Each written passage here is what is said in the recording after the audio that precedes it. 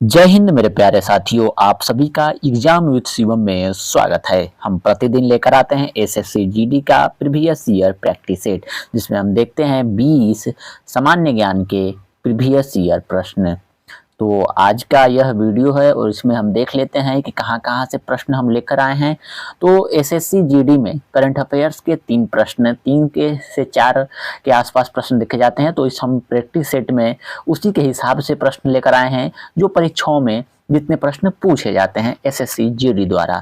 Static GK के 4 प्रश्न पूछे जाते हैं, इतिहास के 3 प्रश्न के आसपास पूछे जाते हैं और वहीं पे भूगोल के 3 प्रश्न के आसपास पूछे जाते हैं और संविधान के भी 3 प्रश्न के आसपास पूछे जाते हैं और अर्थशास्त्र के 2 प्रश्न के आसपास पूछे जाते हैं और सामान्य विज्ञान के भी 2 प्रश्न के आसपास पूछे जाते हैं। तो 20 प्रश्न हम इस वीडियो में देखेंगे और यह वीडियो आपका 10 से 12 मिनट के आसपास की होने वाली है। बस आपसे एक छोटा सा अनुरोध है, अगर आप इन प्रश्नों का मॉक टेस्ट देना चाहते हो तो हमारे Telegram channel exam with Shivam से आप जुड़ जाओ। उसका लिंक आपको इस वीडियो के डिस्क्रिप्शन में मिल जाएगा। जो यह वीडियो है आज की, इसका मॉक टेस्ट रात्रि को 8 बजे हमारे टेलीग्राम ग्रुप में कराया जाता है, तो आप अवश्य जुड़ें और प्रथम आने का प्रयास करें। तो चलिए शुरू करते हैं हम बिना समय बर्बाद किए। तो आपके सामने पहला प्रश्न है कि जीएसटी को भारत में किस वर्ष लागू किया गया था। तो आपके सामने विकल्प हैं 2015, 2016, 2017, 2018। तो इस प्रश्न को आप गेस करें और इसका सही उत्तर आप गेस करें, हम फिर बताते हैं। तो इसका सही उत्तर होगा जीएसटी जो है वह विकल्प सी 2017 में 1 जुलाई 2017 को जीएसटी भारत में लागू की गई थी। यह प्रश्न एसएससी जीडी द्वारा पूछा गया है। तो हम नेक्स्ट प्रश्न देखते हैं, भारत में जीएसटी का पूरा नाम क्या है। तो आपके सामने विकल्प हैं गुड्स एंड सर्विस टैक्स, विकल्प बी है गुड्स स्प्यूरी टैक्स, विकल्प सी है जनरल सेल टैक्स, विकल्प डी है गवर्नमेंट सेल टैक्स। तो इस प्रश्न का सही उत्तर होगा विकल्प A goods and service tax. GST का फुल फॉर्म होता है गुड्स एंड सर्विस टैक्स। तो हम नेक्स्ट प्रश्न देखते हैं। नेक्स्ट प्रश्न है कि जीएसटी का संग्रहण भारत में कौन करता है। तो आपके सामने विकल्प हैं राज्य सरकार, केंद्र और राज्य सरकार दोनों, विकल्प डी है केवल वित्त मंत्रालय। तो इस प्रश्न का सही उत्तर होगा विकल्प सी केंद्र और राज्य सरकार दोनों। तो यह रहे जीएसटी से संबंधित या करंट अफेयर से संबंधित प्रश्न समझ लो, क्योंकि जो एसएससी जीडी है वह पिछले जो करंट अफेयर्स स्टैटिक जीके का रूप ले लिए होते हैं, जो कि अब परिवर्तन नहीं होते हैं, उसको भी पूछता है। तो जो जीएसटी था इससे प्रश्न पूछा जाता था। तो यह 3 प्रश्न पूछे गए थे एसएससी जीडी की परीक्षाओं में। आप अगर 24 घंटे में मात्र हमें 30 मिनट देते हो, 10 से 12 मिनट की यह वीडियो और 10 मिनट का हमारे टेलीग्राम का मॉक टेस्ट, अगर आप प्रतिदिन इसको अपने समय सारणी में डाल लेते हो और यह प्रतिदिन काम करते हो, तो 4 फरवरी से जो एग्जाम शुरू होने वाला है उसमें आपको देखिएगा यह जो हमारे 20 प्रश्न प्रतिदिन कराए जाते हैं, इन्हीं जो प्रैक्टिस सेट है इन्हीं में से लगभग आपको 15 से 18 प्रश्न देखने को मिलेंगे, यह हमारा दावा है। तो चलिए बिना समय बर्बाद किए हम नेक्स्ट प्रश्न की ओर चलते हैं। तो आपके सामने नेक्स्ट प्रश्न है कि मधुबनी पेंटिंग किस राज्य से संबंधित है। तो आपके सामने विकल्प हैं उत्तर प्रदेश, बिहार, राजस्थान या गुजरात। तो इस प्रश्न का सही उत्तर होगा विकल्प बी मधुबनी पेंटिंग बिहार राज्य से संबंधित है। तो नेक्स्ट प्रश्न है पिचवाई पेंटिंग किस राज्य से की प्रसिद्ध कला है। पेंटिंग से भी संबंधित एसएससी जीडी में आपको प्रश्न देखा गया है। अगर आप एसएससी जीडी की तैयारी करते हैं तो वो भी आपके लिए यह वीडियो बहुत ही फेसफुल होने वाली है। अगर आप आरपीएफ, एनटीपीसी, दिल्ली पुलिस की भी तैयारी करते हो तो सामान्य ज्ञान हर जगह पूछे जाते हैं और यही सब प्रश्न घुमा फिरा के हर जगह पूछे जाते हैं। तो पेंटिंग भी आपके लिए बहुत ही ज़्यादा इंपॉर्टेंट रोल निभाती है, जो कि परीक्षाओं में 1-2 प्रश्न आपको देखने को मिल जाती है। तो पिचवाई पेंटिंग किस राज्य से संबंधित है। तो इसका सही उत्तर होगा विकल्प राजस्थान राज्य से पिचवाई पेंटिंग संबंधित है। यह प्रश्न पूछा गया है। तो हम नेक्स्ट प्रश्न देखते हैं कि वारली पेंटिंग किस राज्य से जुड़ी हुई है। तो आपके सामने विकल्प हैं महाराष्ट्र, ओडिशा, असम या गोवा। तो जो वारली पेंटिंग है वह महाराष्ट्र राज्य से संबंधित है। तो इस प्रश्न का सही उत्तर विकल्प ए होगा महाराष्ट्र। हम नेक्स्ट प्रश्न देखते हैं कि कलमकारी पेंटिंग का संबंध किस राज्य से है। तो आपके सामने विकल्प हैं तमिलनाडु, आंध्र प्रदेश, पश्चिम बंगाल, कर्नाटक। तो इस प्रश्न का सही उत्तर होगा विकल्प बी आंध्र प्रदेश।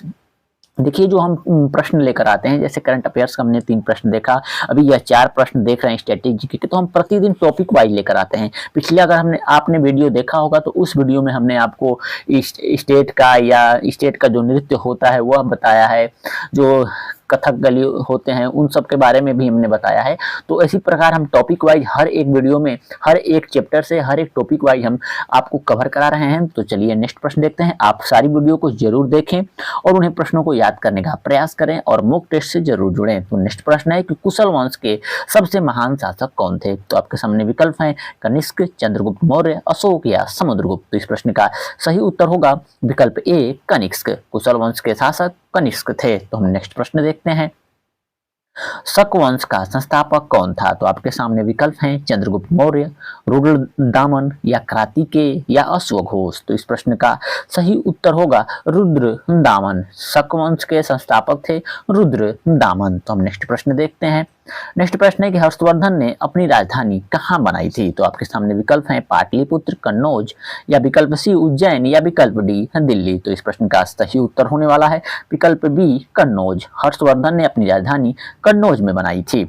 अगर आप इन्हें वीडियो पे पहली बार आए हो तो इस वीडियो को एक लाइक करो, चैनल को सब्सक्राइब करो।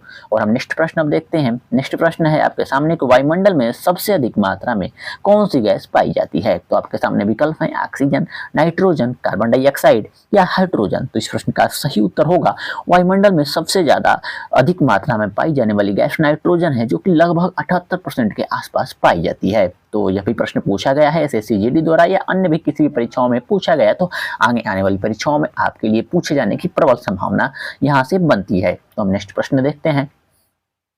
वायुमंडल की सबसे निचली परत को क्या कहा जाता है? तो आपके सामने विकल्प हैं स्ट्रेटोस्फियर, ट्रोपोस्फियर, मेसोस्फियर या विकल्प डी है थर्मोस्फियर। तो इस प्रश्न का सही उत्तर होगा विकल्प बी ट्रोपोस्फियर।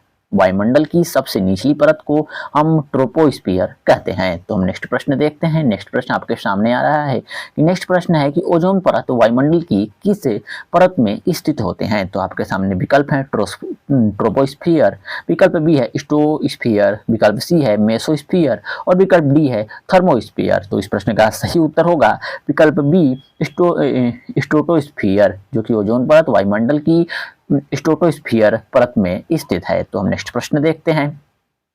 नेक्स्ट प्रश्न है कि भारत में वर्तमान में कितने केंद्र शासित प्रदेश हैं? यह भी प्रश्न पूछा गया है। तो आपके सामने विकल्प ए है 5, विकल्प बी है 7, विकल्प सी है 8, विकल्प बी डी है 10। तो इस प्रश्न का सही उत्तर होगा विकल्प सी 8 प्रश्न।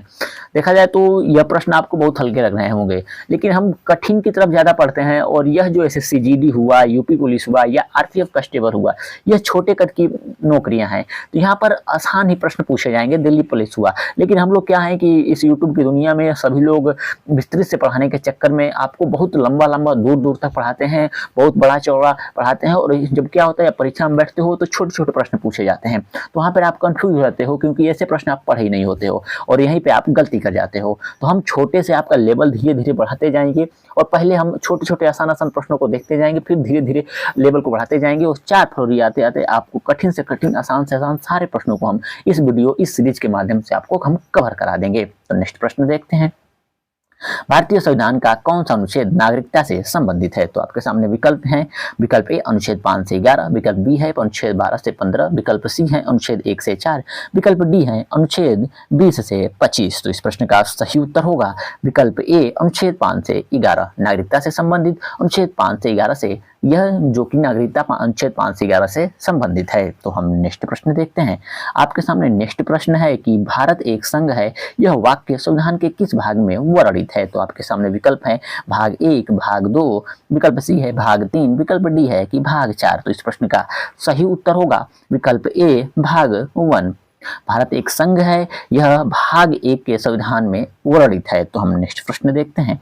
नेक्स्ट प्रश्न है कि गरीबी रेखा के नीचे बीपीएल अर्थात गरीबी नीचे रेखा के नीचे अर्थात जो बीपीएल कार्ड होता है वह परिवार को आकलन भारत के किस आधार पर किया जाता है? तो आपके सामने विकल्प हैं शिक्षा के आधार पर, आय के आधार पर, व्यवसाय के आधार पर या रोजगार के आधार पर। तो जो बीपीएल कार्ड बनता है आपका वह किस पर आधारित है, किस पर हम लोग आधार पर आकलन करती है भारत सरकार? तो इसका सही उत्तर होगा विकल्प बी आय के आधार पर। आय जिसके कम होते हैं, ज़्यादा होते हैं, उस हिसाब से उसका बीपीएल कार्ड बनाया जाता है। तो हम नेक्स्ट प्रश्न देखते हैं, बेरोजगारी का सबसे बड़ा कारण क्या है? तो आपके सामने विकल्प हैं, जनसंख्या में वृद्धि, तकनीकी विकास, विकल्प सी है शिक्षा की कमी, या विकल्प डी है सभी विकल्प सही हैं। तो इस प्रश्न का सही उत्तर होगा विकल्प डी, सभी विकल्प सही हैं। जनसंख्या वृद्धि भी एक बेरोजगारी का सबसे बड़ा कारण है। तकनीकी में विकास, अगर तकनीकी में विकास हो रहा है, जहाँ पे 4 लोग किसी काम को करते थे, आज एक मशीन उस काम को करती है, तो एक चलाने वाला होता है, और यहाँ पे देखो एक चलाने वाला रहता है और 3 क्या हो जाते हैं, अब बेरोजगार हो जाते हैं। पहले किसी काम को 4 लोगों ने करते थे, लेकिन आज मशीन हो जाने के कारण उस मशीन को केवल बस एक व्यक्ति चलाता है और 3 लोग बेरोजगार हो जाते हैं। तो तकनीकी जो विकास है वो भी बेरोजगारी का एक प्रबल कारण है। और शिक्षा की कमी, अगर हमारे पास शिक्षा की कमी नहीं है, आज के समय में एआई जैसी व्यवस्थाएं आ चुकी हैं, अगर हम एआई का उपयोग करना नहीं जानते हैं आज के बढ़ते हुए माध्यम में, तो समझो आप शिक्षा ही नहीं है आपके अंदर, तो फिर एआई का उपयोग करके आपको तो बेरोजगार कर दिया जाएगा। एआई इतनी ज़्यादा कवर कर रही है, कुछ दिन आते समय आपका बहुत कुछ एआई ही कर दी जाएगी। तो इसलिए इसका सही उत्तर विकल्प डी होगा, सभी विकल्प सही हैं। तो हम नेक्स्ट प्रश्न देखते हैं, पृथ्वी पर वस्तुओं के गिरने का कारण क्या था? मतलब क्या है? जैसे कोई वस्तु को हम ऊपर से नीचे की तरफ छोड़ते हैं, तो वो वस्तु नीचे ही क्यों आती है, ऊपर क्यों नहीं जाती है? इसका कारण क्या है? चुंबकीय बल है, गुरुत्वाकर्षण बल है, या विद्युत बल है, या विकल्प डी वायुमंडलीय दबाव है?